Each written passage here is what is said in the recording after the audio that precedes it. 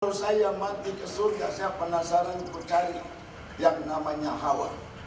Aku ingin tanya, Tuhan, yang Hawa itu yang mana sih?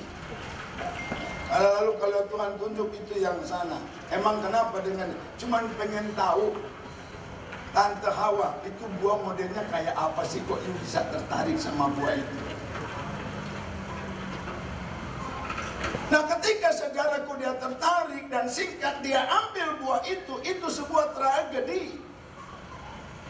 Kenapa? Karena ketika mereka ambil dan mereka memakannya, di sana baru mereka terbuka dan sadar bahwa pelanggaran besar telah terjadi dan lenyaplah yang disebut kesucian pada diri manusia.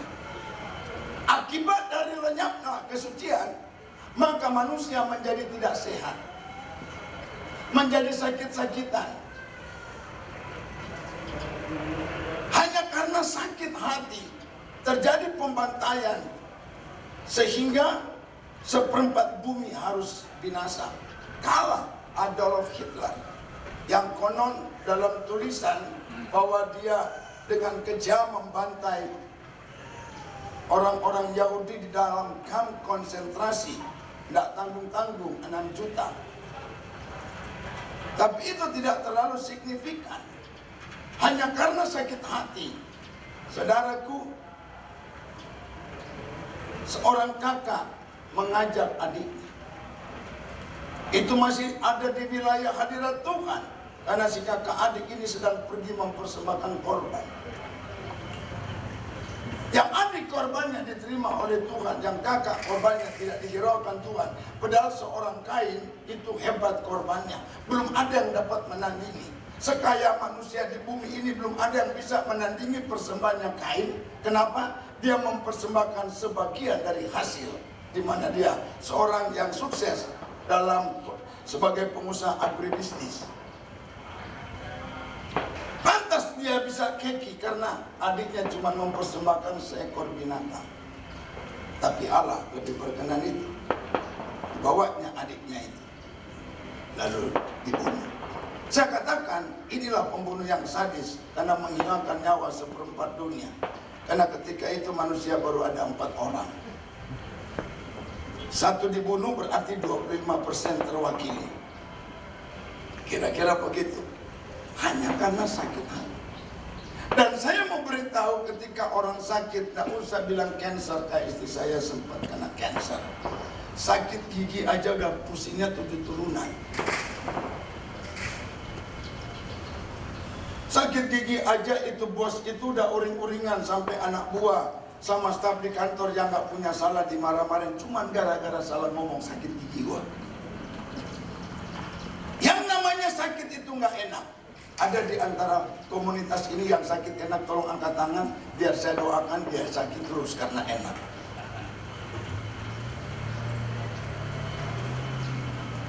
Oleh karena kesucian hilang, kesehatan lenyap, kebahagiaan pun tanda tanya. Apa iya orang sakit bahagia?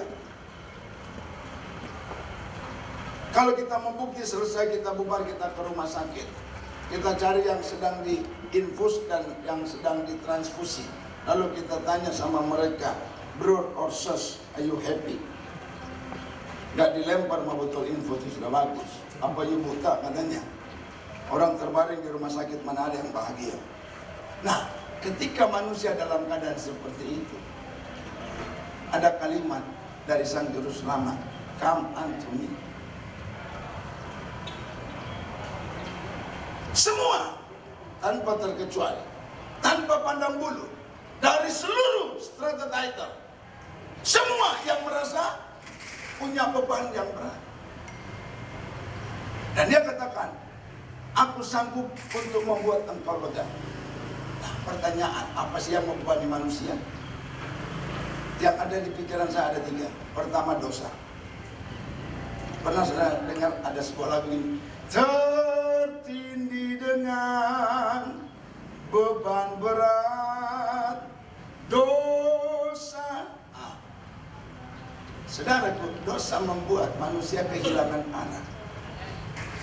Dosa membuat manusia tidak punya kepastian untuk hidup. Dosa menghancurkan manusia.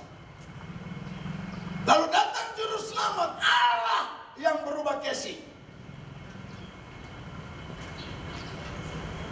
Datang sebagai manusia. Orang bertanya, apa tidak ada cara lain? Allah bisa punya banyak cara, tapi targetnya adalah manusia. Sehingga dia bisa menyampaikannya dengan bahasa manusia. Saya pikir Allah itu bisa jadi gajah nggak? Bisa. Tapi nanti yang bertobat itu gajah-gajah di Lampung, sama yang di Thailand sana. Allah ingin melepaskan, membebaskan manusia dari belenggu dosa. Makanya di dalam Injil Yohanes dikatakan begini, ketika Yohanes Pembaptis melihat Yesus, dia katakan begini, "Look, lihat, the Lamb of God. Lihat anak domba Allah yang menghapus dosa." Saudaraku, bukan sebagian, bukan setengah, tapi dosa manusia yang ada di seluruh penjuru bumi ini. Siapa yang tidak lega ketika ada kalimat seperti Yesus katakan kepada wanita yang berdosa, "Pergilah, dosamu sudah diampun." Lega. Rasul Paulus menulis dalam surat Korintus, dia yang tidak, jangankan berdosa, dia yang tidak mengenal dosa, dijadikan tumbal dosa, agar kita ini, semua kita ini yang berdosa dibenarkan. Saudara dan saya dibenarkan bukan karena kehebatan kita, tetapi melalui Roma 11:10, dengan mulut Anda dan saya mengaku, dengan hati Anda dan saya percaya, dan kita dibenarkan dan kita diselamatkan. Ketika kita berkata Yesus itu Tuhan, ketika kita percaya bahwa satu-satunya juru selamat hanyalah Yesus, maka kita dibenarkan. Yang membenarkan bukan lembaga gerejawi, bukan institusi agama, tapi pribadi Allah yang datang dalam Kristus Yesus. Itu yang pertama yang membuat manusia punya beban. Nah, yang kedua, saudaraku, apa yang membebani manusia? Saya percaya ketika memang engkau sakit, engkau boleh banyak duit, beban gak? Ketika engkau check up, dokter bilang ada penyumbatan 3 tempat. Ketika engkau periksa, kalau cuman kolesterol tinggi gampang nuruninnya, Pak. Tapi ketika terjadi sesuatu, dokter bilang Anda kena stroke ringan, nggak usah berat dulu, ringan.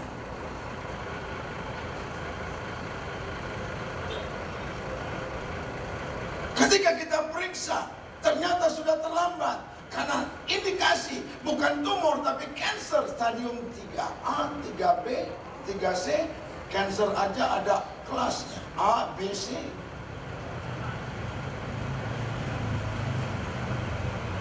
Saya bisa punya keyakinan, bisa-bisa engkau akan tendang ini motor gede ini, gak ada gunanya ini motor kalau gua udah kena stadium 4. Tertekan, tapi percaya. Alkitab berkata, marilah kepadaku engkau yang berbeban berat karena penyakit. Karena dia, kata Alkitab, yang tidak sakit dijadikan sakit-sakitan dan penyakitan, agar kita yang sakit oleh bilur-bilurnya mujizat masih tetap berlangsung. Oleh bilur-bilurnya yang sakit bisa terima kesembuhan. Yang setuju katakan amin. Saudara, saya punya istri dari 2005, itu masih gagah sana itu. Operasi kanker berulang-ulang kali. Dan dia masih bisa berkibar untuk pergi. Bukan lagi ke seluruh penjuru kota-kota di tanah air. Dan Tuhan izinkan untuk dia pergi berkhotbah dan testimoni tentang kansernya. Karena ketika dia menerbitkan buku tulisan seperti asal-asalan, ketika Tuhan tampil seperti bagaikan air bah yang menghantam, dia pernah kena. Dia tidak pernah mengeluh. Sebab dia tahu lewat penyakit Allah masih turut bekerja dalam segala hal untuk mendatangkan kebaikan sehingga dia bisa jadi kesaksian. Bulan depan kami akan terbang ke New York berdua untuk memenuhi undangan.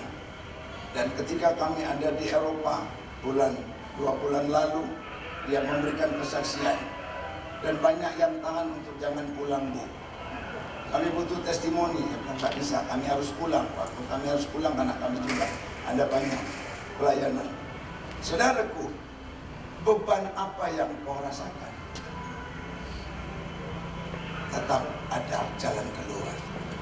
Yesus yang mati di atas kayu salib, salah satu kata yang saya suka dari 7 perkataan salib, kalimat itu bunyi begini, it is finished. Sudah selesai, bebanmu sudah kutanggung, dosamu, penyakitmu. Dan yang paling membuat orang susah, mungkin untuk poin ini saudara enggak, yaitu apa? Enggak ada duit. Coba saudara itu tiba-tiba, saya enggak bernubuat ya, tiba-tiba Tuhan izinkan bangkrut. Saya lihat muka saudara langsung pusing, padahal belum bangkrut. Coba bayangkan orang yang nggak ada duit. Saudara pernah nggak punya duit? Yang benar. Saya Tuhan izinkan, ya. Saya tidak langsung jadi pendeta dan istri. Kami punya posisi yang sangat mapan, ya. Dan kami karena diangkat jadi direksi dikasih share. Tapi ketika kami resign, cuma jadi pendeta lihat panggilan, karena kami punya background ijazah kependetaan. Lalu kemudian semuanya ditarik.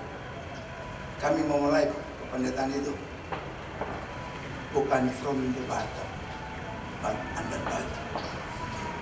Kami rasakan gak ada duit. Anakku yang kedua baru umur kira-kira 3-6 bulan. Di rumah saya jangankan duit, beras pun enggak ada. Dan itu enggak pernah dalam sejarah hidup. Ya, saya datang dari Manado, langsung tinggal di Jalan Sriwijaya Raya karena di sana ada kakak mami saya yang berpangkat 3 bintang. Saya ketemu dengan istri saya, sekalipun nggak kaya tapi nggak miskin-miskin amat. Tapi ketika ngerasain nggak ada duit, itu nggak enak. Kalau memang kau pernah yang ngerasa nggak ada duit, itu benar nggak enak. Itu beban. Sudah nggak ada duit, anak minta susu. Sudah nggak ada duit, ada kebutuhan A, ada kebutuhan B. Waktu ada duit, semua oke. Ketika ada berkat, anak saya minta studi di Amerika, saya bilang pergi. Karena ada. Itu tidak jadi beban. Tapi untung dia sudah pulang. Karena sudah selesai studinya. Sebab kalau enggak, saya bisa jadi beban. Karena dolar nggak ada cenderung untuk turun. Tapi tidak usah khawatir. Dolar silakan naik. Tapi surga tetap menurunkan berkat. Kita bertanya. Oleh karenanya saya katakan, ketika Yesus katakan, marilah kepadaku sukses. Karena semua orang yang berubah ingin lega, betul? Tapi masalahnya sampai di sinikah tujuan kita meresponi panggilan Tuhan atau sampai tinggal di surga? Orang itu tinggal di surga itu tidak ditanya, you dari gereja mana sih? You dari agama mana sih? Tidak. Agama tidak menyelamatkan. Aku tidak bangga punya agama Kristen. Aku tidak bangga jadi pendeta di sebuah sinode. Tidak. Saya cuma bangga karena ada Yesusku yang bisa membawa ke surga. Agama tidak mungkin. Nah, oleh karenanya coba berikan perhatian. Yang kedua, poin ini yang membuat banyak gagal dan rontok di tengah jalan. Langkah pertama kita meresponi kata marilah itu sukses. Tetapi ketika kita sudah lega semua, and then Yesus berkata, hey you, hey guys, come on, follow me. Mari ikut aku. Nah, di sini orang mulai mikir. terima Yesus free of charge. But to follow Jesus, kita harus apa? Bayar harga.